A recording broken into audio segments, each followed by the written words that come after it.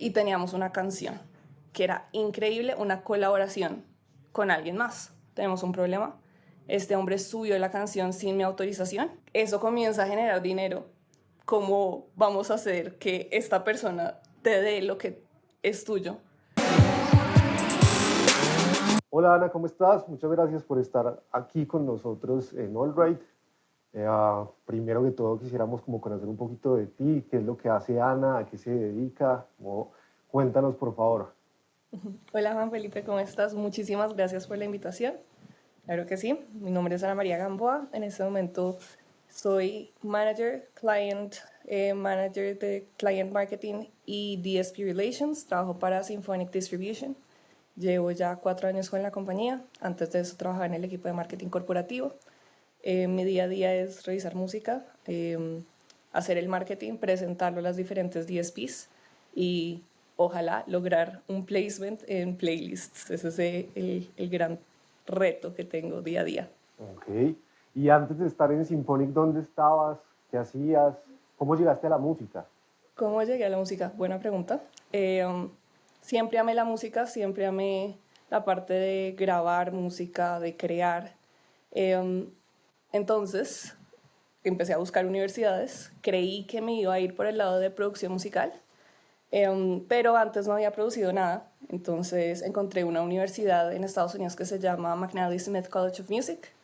Las universidades en Estados Unidos son un poquito diferentes porque uno normalmente entra y después como al año decides tu carrera, pero esta sí era más como el estilo colombiano que uno entra de una vez con una carrera definida. Y ahí entré a Music Business pensando que después me iba a cambiar de carrera a Music Production, pero terminé amando Music Business porque sentí que es una carrera que te da campo de acción a muchas otras cosas, por ejemplo, pues management o booking o lo que estoy haciendo ahorita, distribución. Entonces quedé enamorada, terminé mi carrera. De ahí regresé a Colombia y empecé a buscar trabajo.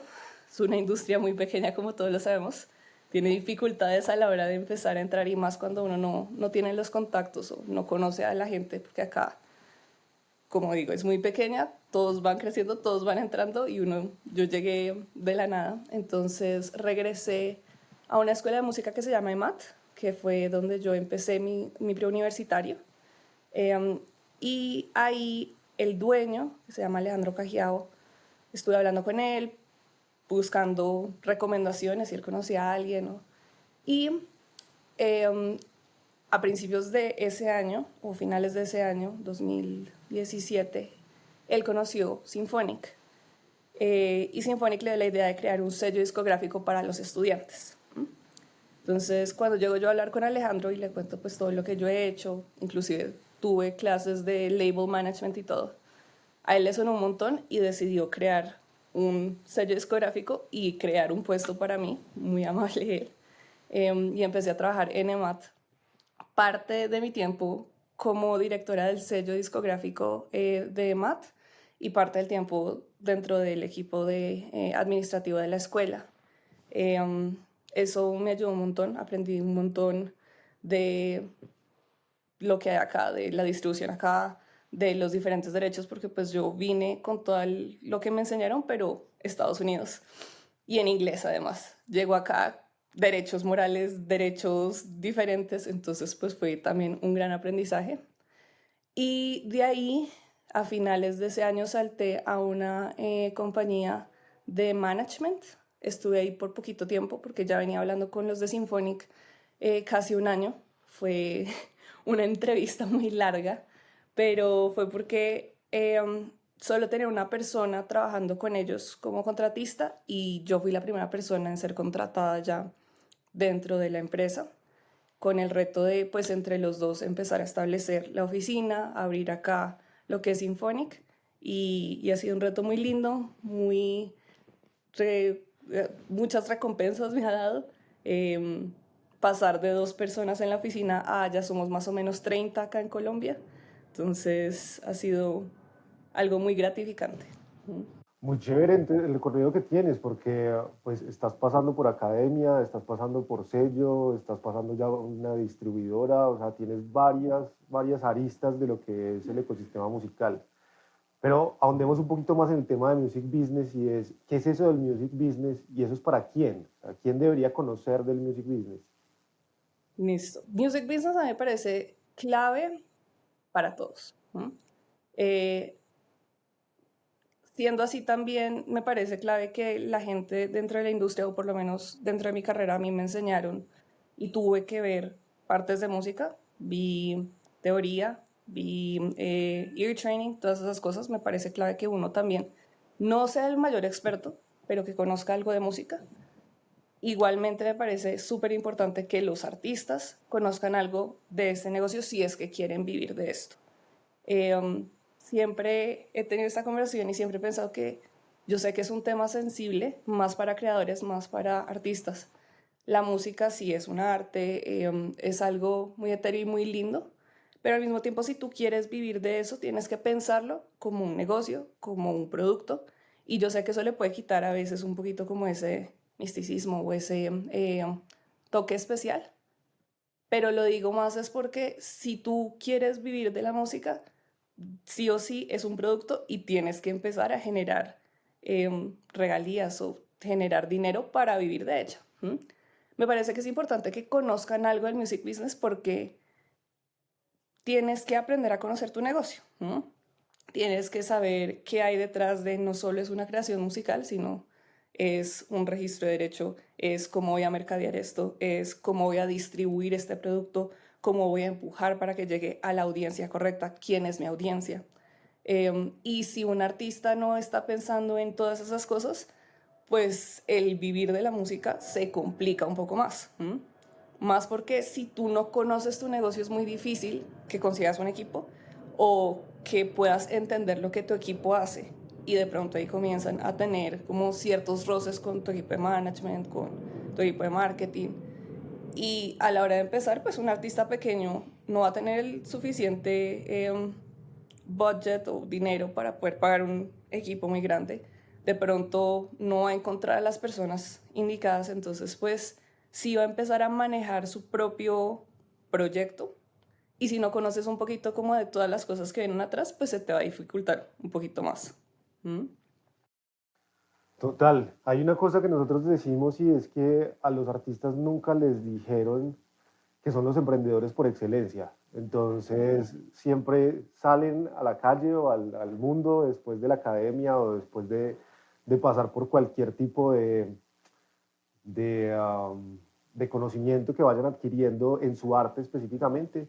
Y dicen, ah, es que a mí no me enseñaron tal cosa, es que yo no sabía que teníamos que hacer tal otra, y eso pasa cuando emprendes. ¿Sí? Cuando emprendes hay un montón de necesidades diferentes que tienes que ir aprendiendo, porque si no, pues te va a quedar muy, muy complejo. Entonces, el tema es ese, nunca les dijeron que son los emprendedores por excelencia, y como emprendedores por excelencia, pues tienen que hacer un montón de cosas diferentes para poder vivir de esto, como tú dices, para poder vivir de la música en este caso.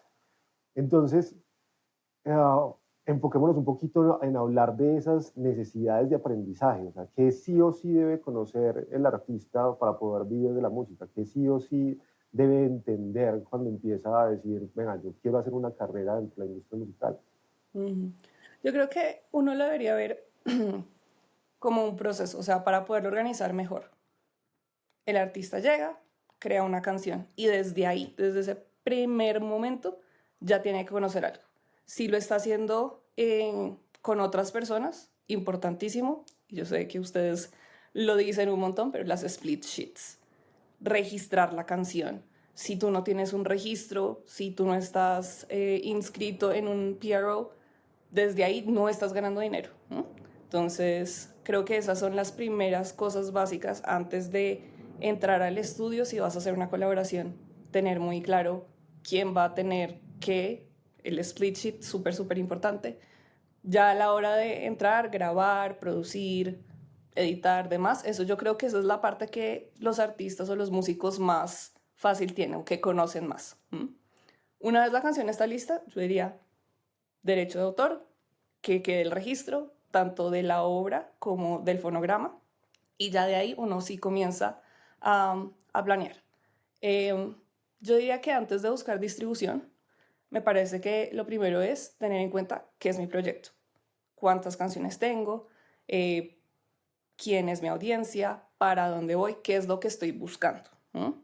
Ya cuando uno tiene un poquito de eso más claro, es más fácil buscar un aliado para distribuir. Y a la hora de distribución, yo creo y soy fiel creyente para un artista pequeño que el ser independiente es lo mejor. Encuentra una distribución que sea la mejor para ti. Personalmente, y amo Symphonic y todo, creo que cada distribuidora tiene sus cosas, es la mejor para cada artista, dependiendo de un montón de cosas. Entonces, pues, todas hacemos lo mismo, todas son igual de buenas. Yo conozco a las demás, soy amiga de las personas que trabajan en las demás, entonces no voy a decir esta sí, esta no. Pero todas ofrecemos cosas diferentes, entonces uno tiene que buscar cuál es la mejor, que hace el mejor clic con lo que es mi proyecto, con lo que yo estoy buscando. Y una vez ya tenga eso y tenga, como te decía, un plan, sé quién es mi audiencia, sé qué voy a hacer, tengo un plan de marketing, entonces ahí sí, ponerse una meta y un calendario de estos son mis lanzamientos. En mi trabajo actual y con lo que yo hago, que es mostrarle las canciones a las diferentes plataformas, a los diferentes editores, para ver si pueden entrar a playlists oficiales o no. Lo que más necesitamos nosotros como ese tipo de marketing o ese equipo, no solo dentro de Symphonic, sino mis demás pares, es información.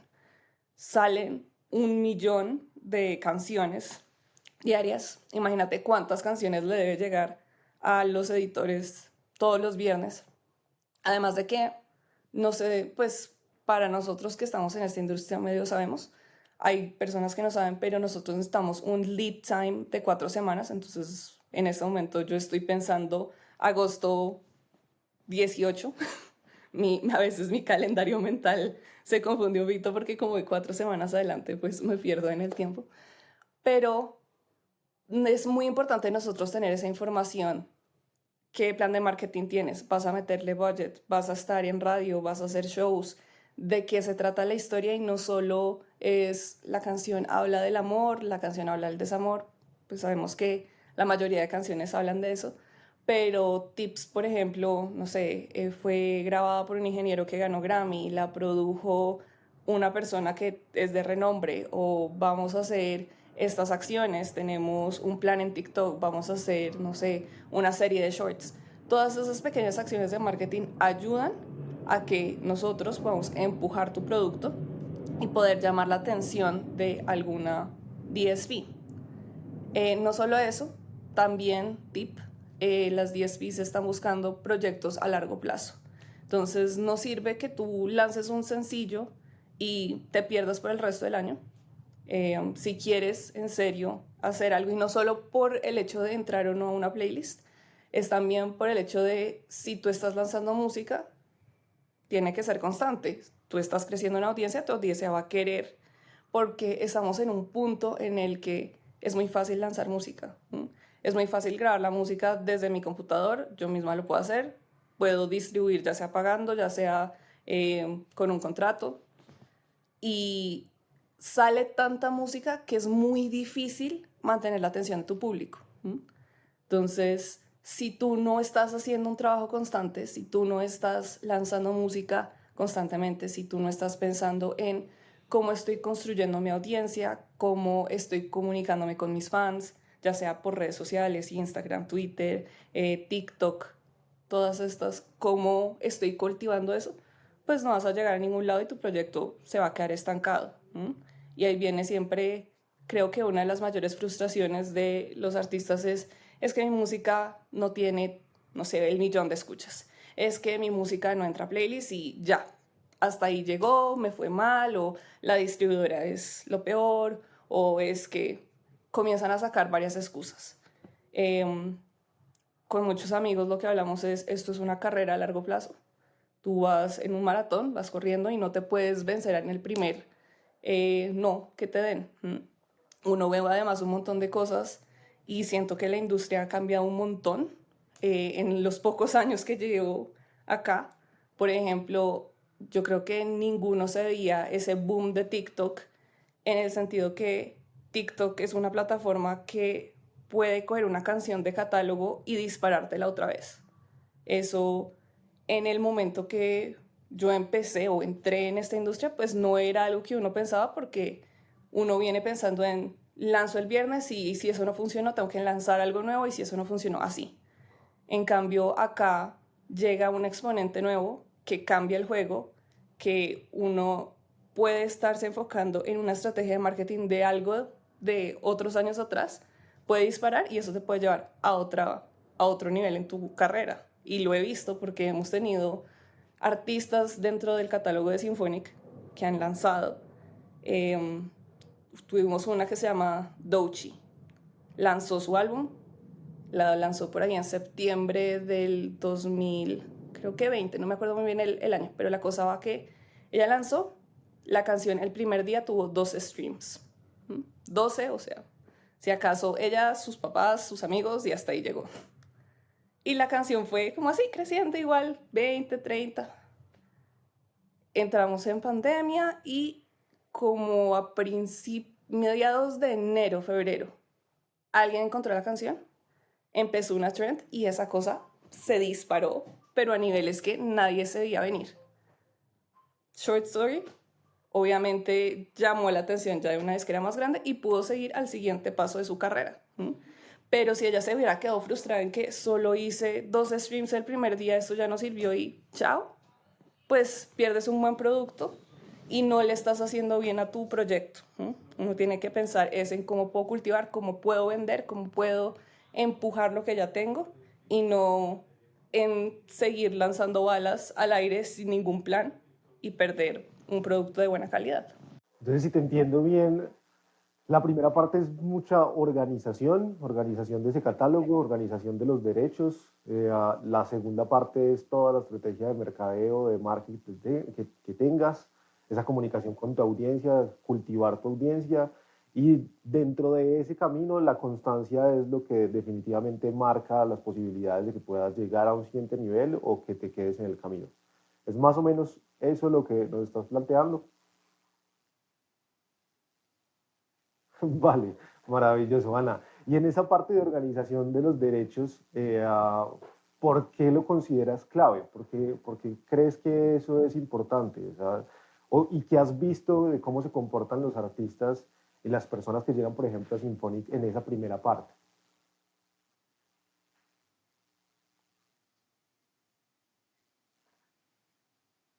Tengo un amigo de la universidad que a mí personalmente me gustaba mucho lo que él hace, o me gusta mucho lo que él hace.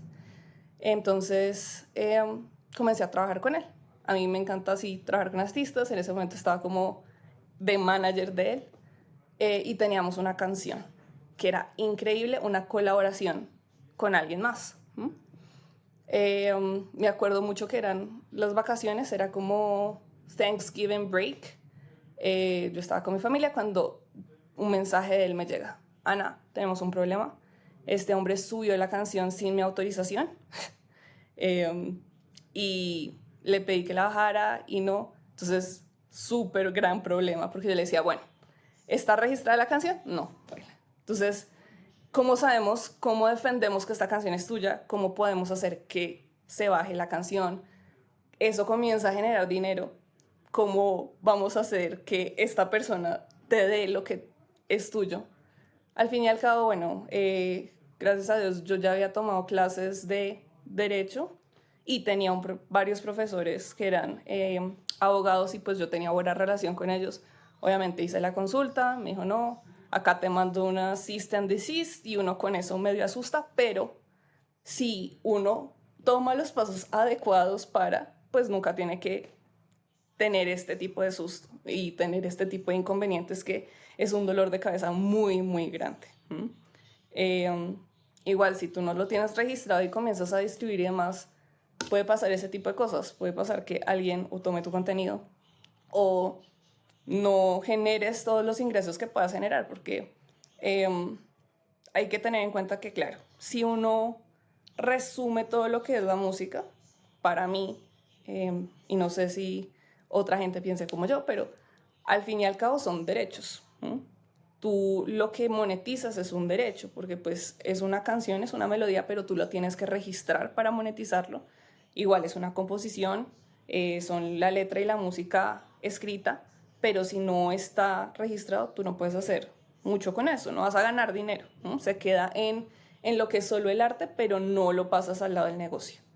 Entonces, si definitivamente quieres monetizar eso y quieres vivir de eso, si no estás tomando esas primeras instancias, pues nunca vas a generar nada. Y si dejas que tu composición esté expuesta a que otra persona o la pueda robar o la use de formas que tú no quieres o muchas otras cosas que después tú no puedes pelear o no puedes argumentar porque no pusiste el seguro. Es como, no sé qué metáfora sería buena en este caso, pero pues si tú dejas la puerta de tu casa abierta y alguien entra y se roba las cosas, pues fue tu culpa no proteger tu casa y echarle seguridad más.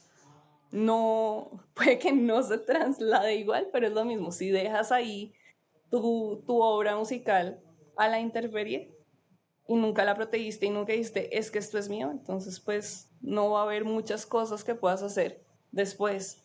Y la creencia de, es que yo creo la música y quedó en mi celular, entonces ya de una vez está protegida por el derecho. Sí y no, porque después tú cómo compruebas qué. O sea, es un pasito más, no te quita nada y sí te puede brindar muchísima seguridad al hacerlo que no hacerlo. No sé si normalmente la gente no lo hace, porque yo estoy viendo que hay como dos industrias. Una de las personas que vienen de hace 10, 15 años, que ya tienen como una forma de hacer las cosas, y otra de las personas que están entrando, llevan 5 o 6 años, que son un poco más organizadas, y eso lo estamos viendo como todos los días. Pero, ¿por qué crees que todavía las personas que no organizan esos derechos o que no los protegen no lo hacen? Cuando resulta, como tú dices, siendo un poco, siendo bien sencillo, de hecho. Es simplemente registrar la canción, hacer sus splits, hacer sus contratos de producción fonográfica o de obra por encargo en el caso de obra por encargo, tener sus releases de intérprete o ejecutante. O sea, son como 3, 4, 5 documentos que necesitan siempre y son exactamente lo mismo y no cambian mucho. ¿Por qué crees que a veces no se toma la decisión de hacerlo? Yo creo, me atrevo a decir que puede ser o desconocimiento o también miedo a tantos papeles y uno se asusta, o por lo menos a mí me ha pasado que cuando viene un papel legal, como que a veces me puede asustar el no saber cómo llenarlo o cómo hacerlo. Um, Desconocimiento en el sentido que siento que acá no hay todavía muchos programas o de pronto dentro de la universidad no lo guían a uno. Digo especulando porque, como te digo, yo no estudié acá. ¿No? Y yo estudié una carrera que acá todavía no es una carrera. ¿No? Hay muchos diplomados, hay muchos cursos de music business, pero no existe una carrera en sí acá en Colombia como la que yo vi. No sé si dentro de las universidades, dentro de las escuelas, están enseñando ese tipo de cosas. Sé que, por ejemplo, en EMAT sí hay una clase de eso. No sé dentro de las otras, no me acuerdo en el momento que yo estaba aplicando en el pensum haber visto eso, porque se dedican más a educar músicos, pero no educar músicos para una industria. ¿Mm? Entonces, primero es eso, el desconocimiento, el que nadie te enseña como, hey, tienes que hacer esto, esto, esto. Y cuando uno llega, cuando yo llegué acá y empecé a trabajar en la disquera, pues yo sabía, hay que registrar unos derechos. Eso era lo único que tenía claro. Y claro, estudiando en otro lado, pues yo tenía la certeza de cómo registrar allá, pero cuando llego acá, pues es otra cosa diferente. Entonces, uno que llega, Google, explícame. Y llego a la Dirección Nacional de Derecho de Autor y hay un montón de cosas, entonces, ¿qué tiene que hacer uno que no conoce? Investigar, leer, y uno se va guiando, uno puede ir preguntando y obviamente pues no es nada del otro mundo, no es súper difícil, pero de pronto de entrada, si uno no conoce, si uno no, y yo creo que lo legal, no solo en la industria de la música, sino en todo, a veces puede generar como ese miedo, ese susto, uno piensa que es difícil y en realidad no. Vuelvo a otra anécdota de la universidad, pues obviamente me tocó tomar ciertas clases de derecho y en una de esas era como de contratos. Y lo que a mí me gustó mucho del profesor que nos dio la clase, nos dejó una vez una tarea como hagan un contrato, pero no quiero un contrato así con todo ese lenguaje, un contrato sencillo, que la otra persona entienda, porque eso debería ser un contrato. Obviamente pues hay palabras y demás, pero al fin y al cabo cualquiera puede generar un documento donde se pueda eh, tener ciertas cosas, que pueda quedar las dos partes como en conocimiento sin tener que usar palabras así súper difíciles. Entonces, mi punto ahí va a no tengan miedo a los contratos, no tengan miedo a estos acuerdos, no tengan miedo a hacer estos pasos porque uno se imagina que es súper difícil, entonces uno dice, ay, ¿sabes qué? Más bien no, eso somos amigos, eso no pasa nada, yo confío en ti, tú confías en mí y eso es un gran error. Así sean los mejores amigos y todo, uno siempre tiene que tener las cosas claras.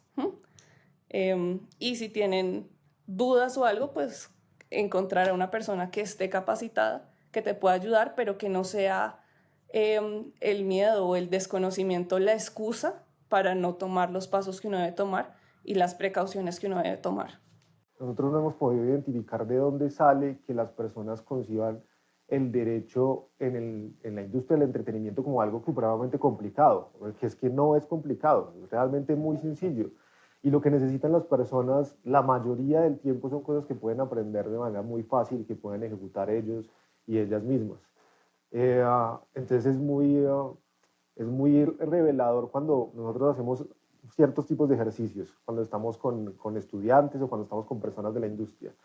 Y es el que hacemos con productores musicales, por ejemplo. Nos sentamos con un productor musical y le decimos, bueno, vamos a negociar. ¿Usted cómo negocia normalmente? Yo lo voy a contratar a usted para una composición o para una producción. Dígame cuánto cuesta, cómo lo vamos a hacer, cuáles son los requisitos, lo que usted hace normalmente. Y eso lo vamos poniendo como en una lista. Todo lo que él o ella nos va diciendo lo vamos poniendo en una lista. Y ya después le mostramos cómo todas esas cosas que esa persona misma dijo se convierten en el contrato, en el objeto del contrato, o en el plazo del contrato, o en las obligaciones del contrato. Cuando lo manejamos en un lenguaje netamente legal, pues claro, las personas no están adecuadas a utilizar ese tipo de palabras, como tú decías. Pero cuando vemos que es exactamente lo mismo que hacen en el día a día, dicen como, ah, es que yo no sabía, es que esto es más sencillo de lo que realmente nos han hecho pensar. O hay otros mitos que también son muy curiosos, y es, por ejemplo, el tema de los tratos de palabra. Y se han hecho investigaciones en Latinoamérica donde les preguntan a las personas si realmente confían en la palabra del otro, y nadie confía en la palabra del otro. Y dicen como eso es una cosa de los abuelos y la palabra ya no vale nada y antes sí valía la palabra, pero ahora no. Y les preguntamos entonces por qué siguen haciendo contratos de palabra. Ah, es porque no tienen las herramientas específicas. Es porque les parece muy engorroso ir donde el abogado. Es porque cuando se les plantea un contrato, se les ha planteado un contrato, es una vaina demasiado extensa y demasiado extraña, entonces no pueden abordarla. Pero es más ahí que en la complejidad real de las cosas.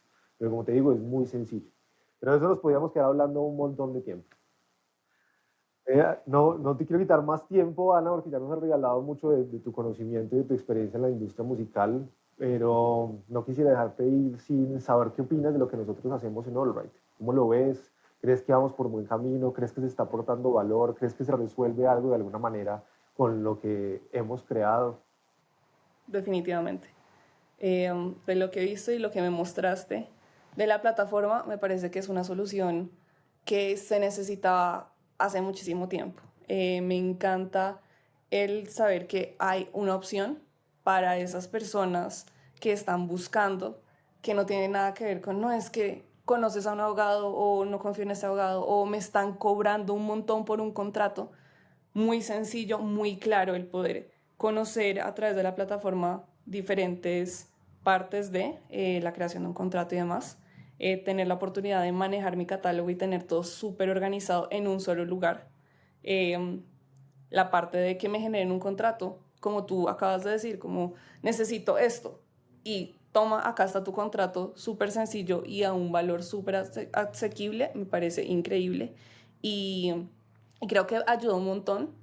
Creo que es una plataforma que está aportándole muchísimo a esta industria. Siento que la industria musical colombiana en ese momento está creciendo un montón y es un mercado en el que uno tiene que estar.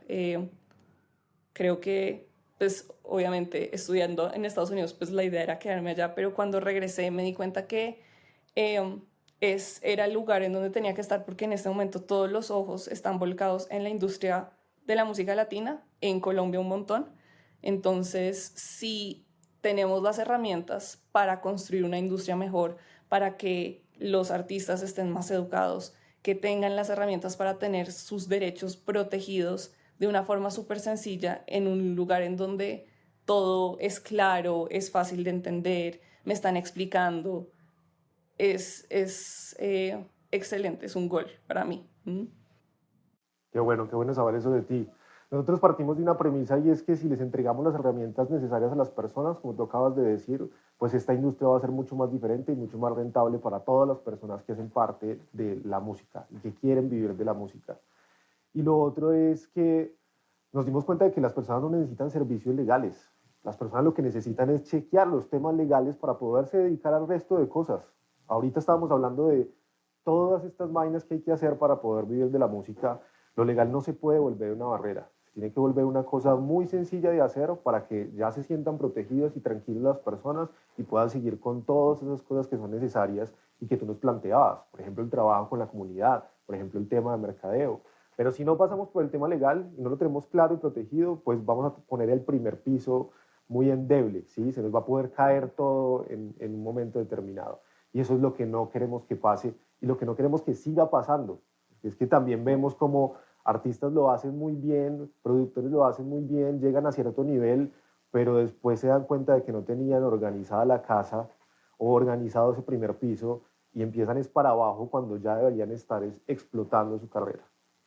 Ese realmente es el sentido y la razón de ser de Allbright, que para las personas que no conozcan Allbright, pues los invitamos a que nos sigan en Allbright Legal en Instagram o puedan entrar a allbright.com.co y ahí se van a enterar de cómo con tecnología estamos resolviendo este tema legal para la industria musical, con contratos automatizados con inteligencia artificial, firma electrónica, asesoría en formato video bajo demanda de gente muy talentosa que pone el conocimiento al servicio pues, de esta industria y que van a tener ahí en el mismo momento acceso a ese conocimiento y un módulo que creamos para la organización de los catálogos y de los derechos, para que no tengan en un Excel los derechos o ni siquiera saben quién los está recaudando, con quién los compartieron, para que siempre tengan ahí como la forma de saber qué tienen y cómo lo pueden negociar y qué es lo que van a monetizar.